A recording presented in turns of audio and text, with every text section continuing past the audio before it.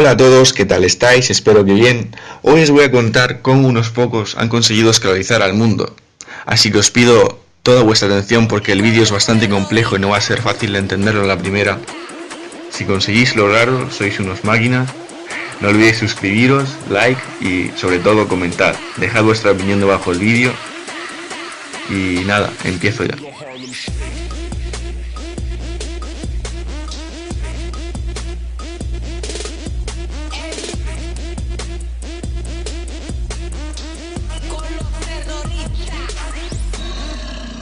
Petróleo, oro negro y la sangre de la tierra. Es el recurso natural más importante del planeta. Todos los precios mundiales, para todos los bienes y servicios, de una u otra forma dependen del precio al barril del petróleo. El precio del petróleo es un instrumento regulador que controla la imprenta de dólares. Desde 1971, cuando Estados Unidos se vio obligada a renunciar al oro como método de control de su moneda, prácticamente obligaron al mundo a ajustar los precios del petróleo en dólares. Sus reservas de oro negro, América las reserva, anunciándolo como reserva nacional. Como resultado, el dólar solo se ve abastecido con este recurso natural, a pesar de que la propia América no lo exporta. Esto quiere decir que sin petróleo el dólar es solo papel inútil. América se dedica a ignorar los países que intentan vender el petróleo por otra moneda. Por no hablar de que el 50% de los pozos de extracción de Arabia Saudí perteneció a la familia de Bin Laden y el 50% a George Bush. Con los países que intentan vender su petróleo por cualquier otra moneda que no sean dólares, Estados Unidos actúa fácilmente. En sus territorios surgen revueltas, guerras civiles y revoluciones, cuyo resultado final siempre es el mismo. Al poder acceden personas que están a favor de América y mantenida y pagada por los estadounidenses. En noviembre del año 2000, Saddam Hussein exigió que el petróleo de Irak se vendiera exclusivamente en euros. En respuesta a las protestas de la Casa Blanca, Irak amenazó con dejar incluso de exportar sus recursos naturales. La ONU dio su visto bueno. En resultado, el 20 de marzo de 2003, las Fuerzas Armadas estadounidenses entraron en Irak. El 30 de diciembre de 2009, Saddam Hussein fue ahorcado. Los nuevos contratos de explotación del petróleo iraquí, en su mayoría, fueron a parar a manos de americanos. En 2007, el presidente de Libia, Gaddafi, se puso de acuerdo con el presidente francés Nicolas Sarkozy para exportar petróleo en euros, y su política obligó a expulsar del país a las empresas americanas. En octubre de 2011, Gaddafi fue quitado del poder y asesinado brutalmente. Al poder accedió una marioneta americana. A comienzos de 2011, el presidente de Siria firma un contrato para exportar petróleo por monedas rusas y chinas.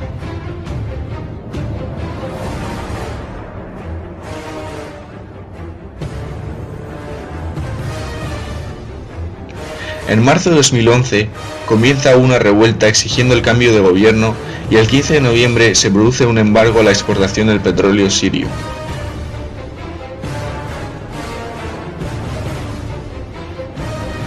El 1 de junio de 2012 se produce un embargo de la exportación del petróleo iraquí, en el cual el presidente vendía su petróleo en otras monedas, ajustándose a los precios mundiales. En 2011, Rusia declaró sobre una creación del decreto en el que su petróleo solo se vendería en rublos.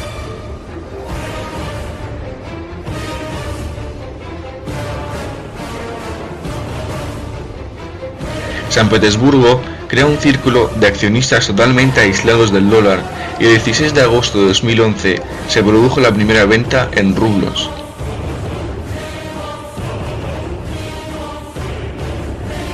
Antes de ese suceso, el petróleo, incluso a nivel nacional, se vendía en dólares, que antes eran comprados en bancos que a su vez compraban dólares al gobierno de los Estados Unidos. Los precios del barril del petróleo se derrumbaron ese mismo mes a 12 y 15 dólares por barril. En septiembre se manifestaron ciudadanos rusos que al parecer no estaban de acuerdo con el gobierno y exigían un cambio de presidente. En diciembre de 2011 se produjeron revueltas y muy bien organizadas huelgas que intentaron dar un golpe de estado. Rusia, Siria, Libia, Irak, Irán, Todos esos sucesos podrían ser aleatorios, pero mientras que el comercio solamente se venda en dólares, solamente habrá un país al que le convenga que esto se siga haciendo así.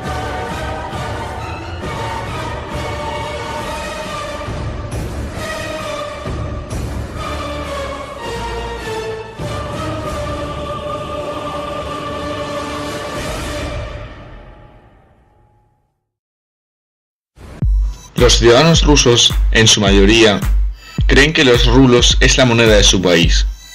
El gobierno es quien los produce y que es él el que los imprenta, y los ciudadanos los obtienen del Estado por su trabajo. Pero en realidad, todo es mucho más interesante que eso. Para empezar, los rublos no los imprenta el gobierno, sino el Banco Central de Rusia. Este no pertenece al Estado debido a una ley especial. Pertenece a un tal señor X. ¿Quién está encima del gobierno y con qué derecho? Aún más preguntas surgen si os contara que el precio del rublo no lo determinan los recursos naturales ni los productos que posee el país, sino que está directamente atado al dólar.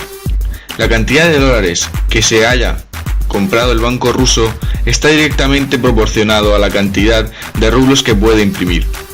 Si cae el dólar, el rublo caerá de inmediato. Seremos pobres.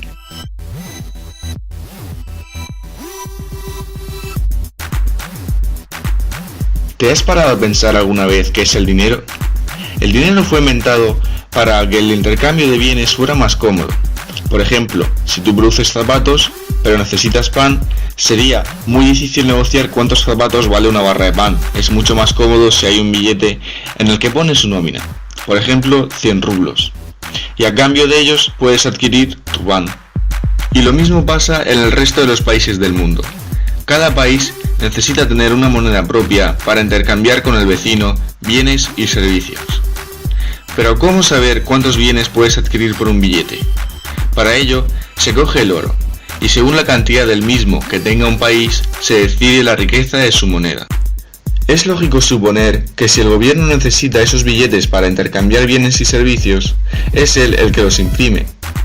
En que esto sea así están seguros la mayoría de la gente.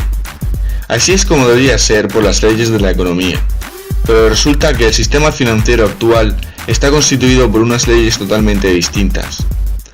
Nos remontamos a 1913, cuando fue creada la Reserva Federal de los Estados Unidos. Esa compañía fue creada por los banqueros más relevantes del mundo. ¿Pero qué fue lo que consiguieron? Consiguieron el poder para imprimir dólares.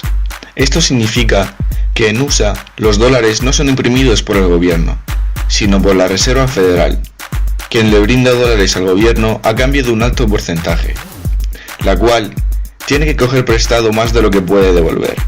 Como resultado, la deuda actual de los Estados Unidos, si actualizamos el vídeo del año 2013 a la fecha de hoy, deben de estar cerca de los 18 trillones de dólares y crece a una velocidad de vértigo. Significa que el gobierno de los Estados Unidos y a su vez el resto del mundo son esclavos de unos pocos privilegiados cuya identidad es desconocida.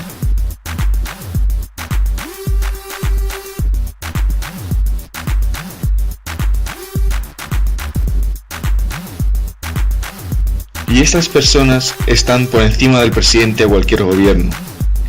El siguiente paso fue dejar de medir el poder del dólar en reservas de oro, convirtiéndolo así en un dulce caramelo. Es decir, ahora podrían crear tantos billetes como les dé la gana, por ejemplo, para financiar una intervención militar o la campaña del presidente que más les convenga. Los dólares, comunicados a través de las amplias redes de bancos, pronto se propagaron por el mundo, convirtiéndose en la moneda internacional, que se intercambiaba por productos y reservas naturales. Lo mismo sucede en vuestros respectivos países. Si cogéis vuestra moneda y la miráis con atención, podréis observar que estos fueron producidos por un determinado banco. En cualquier billete que pertenezca a un país debe haber una bandera o un escudo oficial. En cambio, nuestros billetes no contienen nada por el estilo.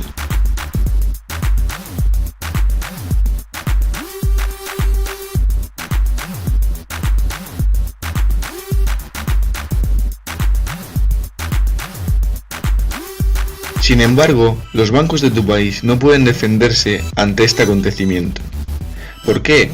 Porque aunque tu banco produzca su moneda y la quiera vender a intereses a tu estado, no tiene ese derecho. La única forma de que los rublos lleguen al gobierno ruso es que éste venda a la Reserva Federal Americana algún producto. Este se vende en dólares, y la cantidad de dólares obtenida es la única que puedes imprimir en rublos. Eso significa que cualquier moneda son dólares simplemente pintados de otro color.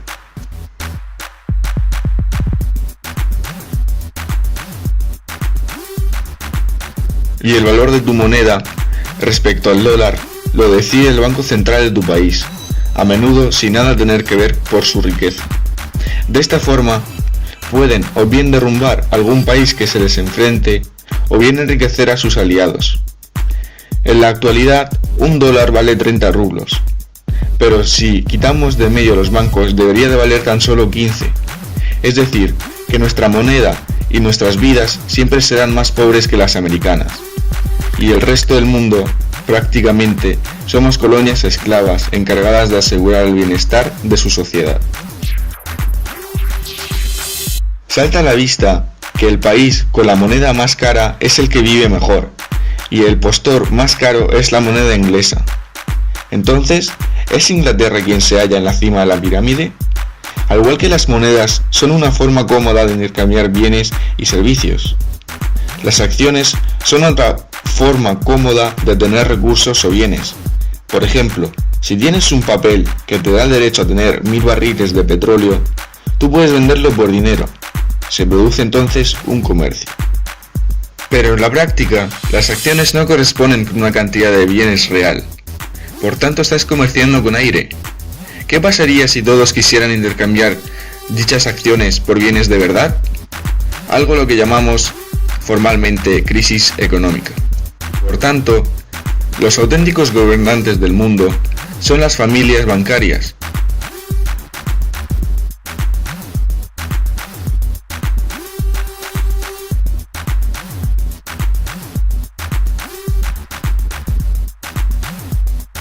Y solo entendiendo cómo funciona dicha pirámide, podremos cambiarla por principios de la justicia social.